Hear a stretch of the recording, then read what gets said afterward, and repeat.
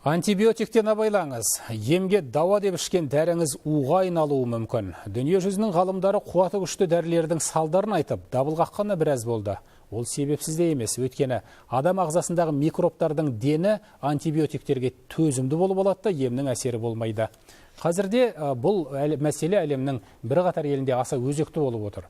Біздің елімізде де қауіпті дәрілерге шектеу қоятын шаралар қабылданбай жатыр. Бүгін Астанада мамандар бас қосып, түйткілдің түйінін тарқату жолдарын талқылады. Әсима Нұрбайқызының дәрілердің пайдасы мен зияны туралы бейнематериалы. Сауықтыруға сеп болады деп ойлап табылған дәрілер қазір сан соқтыруда. Тіпті ұлт саулығына үлкен қауіп төндіріп отыр. Мұны дүниежүзілік денсаулық сақтау ұйымы мамандарының өзі айтып дабыл қағуда. Дәрілерді мақсатсыз қабылдағанның кесірінен адамның ағзасы әлгі күші ең қуатты антибиотиктерге төзімді болып алады да кейін еш әсер етпей қалады екен.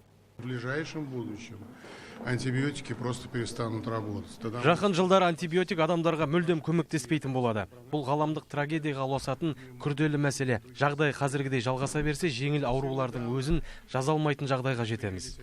Өйткені антибиотикке қол жеткізудің жолы жеңіл. Дәріханаларда дәрігердің нұсқауынсыз сатылып жатыр. Оны қадағалайтында шектеу қоятында заң жоқ.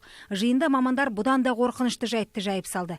Дәрігерлердің өзі көп жағдайда науқасқа жеңілінен бұрын қауіпті дәрілерді қабылдауға қорықпай кеңес береді екен. Дәрігердің өзінің біліктілігі жеткілікті болу керек. Сол дәрігерлер осындай антибиотикті тек қана шынымен медициналық тұрғыдан себебі бар кезінде ғана рецепт жазу керек. Оңды солды антибиотик ішіңдер деп айтпау керек ешкім. Әсіресе антибиотикті балалардан аулақ ұстаған жөн. Бірақ дәріні бермедік деп көңілімізді жайлағанмен дастархандағы тамақ арқылы ағзамыз ақырында буланып жатыр. Жануарлар мен үй құстарын қолдан семіртудің астарында да антибиотик бар екен.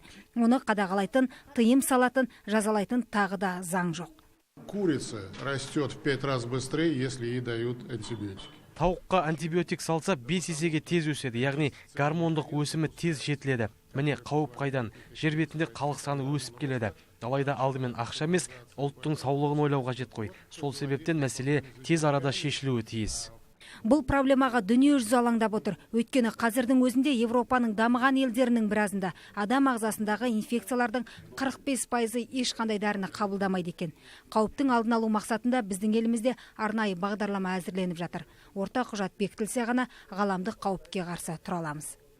Әсима Нұрбайқызы, Замир Ғубайдаев, Қазақстан ұлттық телеарнасы.